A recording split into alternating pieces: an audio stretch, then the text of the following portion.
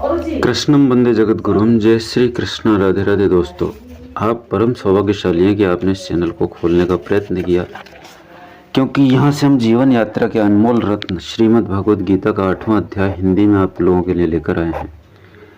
ये वास्तविक रूप में तय है कि यदि आप पर परम पिता का आशीर्वाद नहीं होगा तो आप वीडियो के अंत तक नहीं जा पाएंगे। आप इसको खोल के तुरंत बंद करने का प्रयास करेंगे। भरसक प्रयत्न करें, क्योंकि ये हमारी आध्यात्मिक उन्नति तय करती है, अधोगति से बचाती है, प्रेत योनि में जाने से रोकती है। तो आइए शुरू करते हैं। ओम श्री परमात्मा ने नमः। 8वां अध्याय।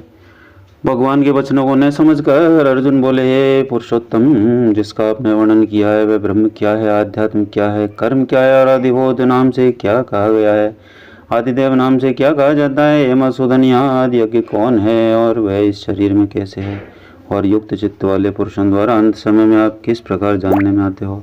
इस प्रकार अर्जुन के प्रश्न करने पर श्री कृष्ण भगवान बोले, हे अर्जुन, परम अक्षर अर्थात कभी जिसका नाश नहीं हो ऐसा सच्चिदानंद घन परमात्मा तो ब्रह्म है, और अपना स्वरूप अर्थात जीवात्मा अध्यात्म नाम से कहा जाता है, तथा भूतों के भाव को उत्पन्न करने वाला शास्त्र विधि यज्ञ दान और होम आदि के निमित्त जो द्रव्यादिकों का त्याग है वह कर्म नाम से कहा गया है। उत्पत्ति विनाश धर्म वाले सब पदार्थ अधिभूत हैं, और हिरण्य में पुरुष अधिदेव है। और हे देहधारियों में श्रेष्ठ अर्जुन, इस शरीर में मैं वासुदेव ही विष्णु रूप से अधियज्ञ हूँ, और जो पुरुष अंत काल में मेरे को स्मरण करता हुआ शरीर को त्याग कर जाता है वह मेरे साक्षात स्वरूप को प्राप्त होता है, इसमें कुछ भी संशय नहीं है।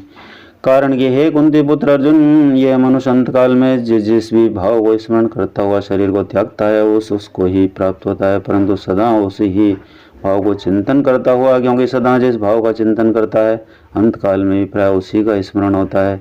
इसलिए हे अर्जुन, तो सब समय में निरंतर मेरा स्मरण कर और युद्ध भी कर।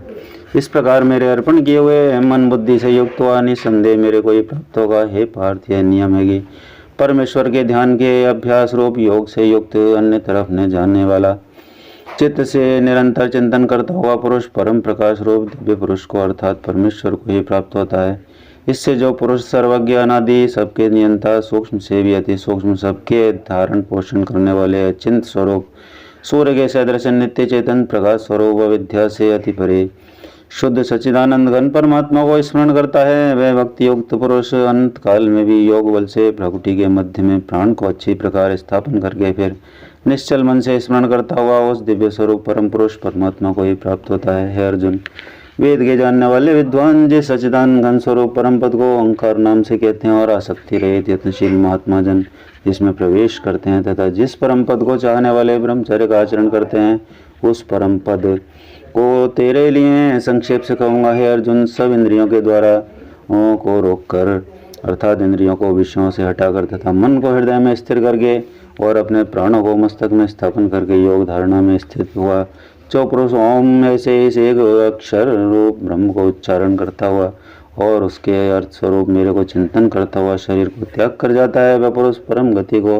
प्राप्त होता है। हे अर्जुन, जो पुरुष मेरे में अनन्य चित्त से स्थित हुआ सदा ही निरंतर मेरे को स्मरण करता है, उस निरंतर मेरे में युक्त हुए योगी के लिए मैं सुलभ हूँ अर्थात सहज ही प्राप्त हो जाता हूँ। वे परम सिद्धि को प्राप्त हुए महात्मा जन मेरे को प्राप्त होकर दुख के स्थान पर क्षण भंगुर पुनर्जन्म को प्राप्त नहीं होते, क्योंकि हे अर्जुन, ब्रह्मलोक से लेकर सब लोग पुनरावर्ती स्वभाव वाले अर्थात जिनको प्राप्त होकर पीछा संसार में आना पड़े ऐसे हैं, परंतु हे कुंती पुत्र, मेरे को प्राप्त होकर उसका पुनर्जन्म नहीं होता, क्योंकि मैं कालातीत हूँ और यह सब ब्रह्मादिकों के लोग काल करके अवधि वाले होने से अनित्य हैं। हे अर्जुन, ब्रह्मा का जो एक दिन है उसको 1000 चौकड़ी युग अवधि वाला और रात्रि को भी 1000 चौकड़ी युग अवधि वाला जो पुरुष तत्व से जानते हैं अर्थात काल करके अवधि वाला होने से ब्रह्मलोक को भी अनित्य जानते हैं, वे योगी जन काल के तत्व को जानने वाले हैं। इसलिए वे यह भी जानते हैं कि संपूर्ण दृश्य मात्र बोधगण ब्रह्मा के दिन के प्रवेश काल में अव्यक्त से अर्थात ब्रह्मा के सूक्ष्म शरीर से उत्पन्न होते हैं, और ब्रह्मा की रात्रि के प्रवेश काल में उस अव्यक्त नामक ब्रह्मा के सूक्ष्म शरीर में ही लय हो जाते हैं। वह यह भूत समुदाय उत्पन्न होकर प्रकृति के वश में हुआ रात्रि के प्रवेश काल में लय होता है और दिन के प्रवेश काल में फिर उत्पन्न हो जाता है।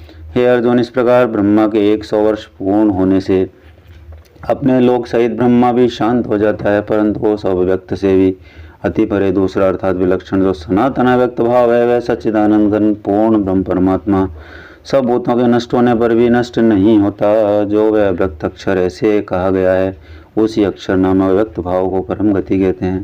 तथा जिस सनातन अव्यक्त भाव को प्राप्त होकर मनुष्य पीछे नहीं आते, वे मेरा परम धाम है। और हे पार्थ, जिस परमात्मा के अंतर्गत सर्वभूत है, जिस सच्चिदानंद घन परमात्मा से यह सब जगत परिपूर्ण है, वह सनातन अव्यक्त परम पुरुष अनन्य भक्ति से प्राप्त होने योग्य है। और हे अर्जुन, जिस काल में शरीर त्याग कर गए हुए योगी जन पीछे आने वाली गति को और पीछे आने वाली गति को भी प्राप्त होते हैं, उस काल को अर्थात मार्ग को कहूँगा। उन दो प्रकार के मार्गों में से जिस मार्ग में ज्योतिर्मय अग्नि अभिमानी देवता है और दिन का अभिमानी देवता है तथा शुक्ल पक्ष का अभिमानी देवता है और उत्तरायण के 6 महीनों का अभिमानी देवता है, उस मार्ग में मरकर गए हुए ब्रह्मवेत्ता अर्थात परमेश्वर की उपासना से परमेश्वर को परोक्ष भाव से जानने वाले योगीजन उपरोक्त देवताओं द्वारा क्रम से ले गए हुए ब्रह्म को प्राप्त होते हैं। जिस मार्ग में धूमाभिमानी देवता और रात्रि अभिमानी देवता है तथा कृष्ण पक्ष का अभिमानी देवता है और दक्षिणायन के 6 महीनों का अभिमानी देवता है, उस मार्ग में मरकर गया हुआ सकाम कर्मयोगी उपरोक्त देवताओं द्वारा क्रम से ले गया हुआ चंद्रमा की ज्योति को प्राप्त होकर स्वर्ग में अपने पुण्य शुभ कर्मों का फल भोगकर पीछे आता है। क्योंकि जगत के ये 2 प्रकार के शुक्ल और कृष्ण अर्थात देवयान और पितृयान मार्ग सनातन माने गए हैं।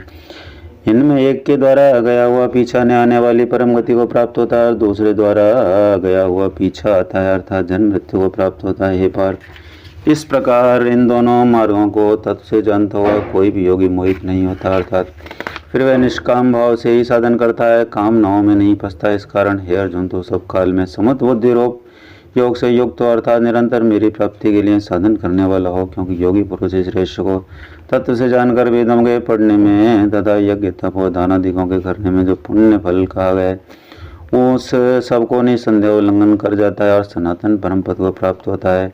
ये अक्षर ब्रह्म योग नाम से 8वां अध्याय है। बोलो वासुदेव भगवान की जय। श्री कृष्ण गोविंद हरे मुरारे, हे नाथ नारायण वासुदेवा। श्री कृष्ण गोविंद हरे मुरारे, हे नाथ नारायण वासुदेवा। श्री कृष्ण गोविंद हरे मुरारे, हे नाथ नारायण वासुदेवा। श्री कृष्णम समर्पयामि। मित्रों, यहाँ तक पहुँचकर सुन रहा हर व्यक्ति श्रद्धा और नमन का पात्र है, क्योंकि वे परम पिता के अनुकंपा का पात्र है। अन्यथा वह भी शुरू में चैनल को खोलकर बंद कर देता। मित्रों, अभ्यास बनाएं, अधोगति से बचें, अपनी आध्यात्मिक उन्नति तय करें। अगले वीडियो में बहुत जल्दी फिर मिलेंगे, तब तक के लिए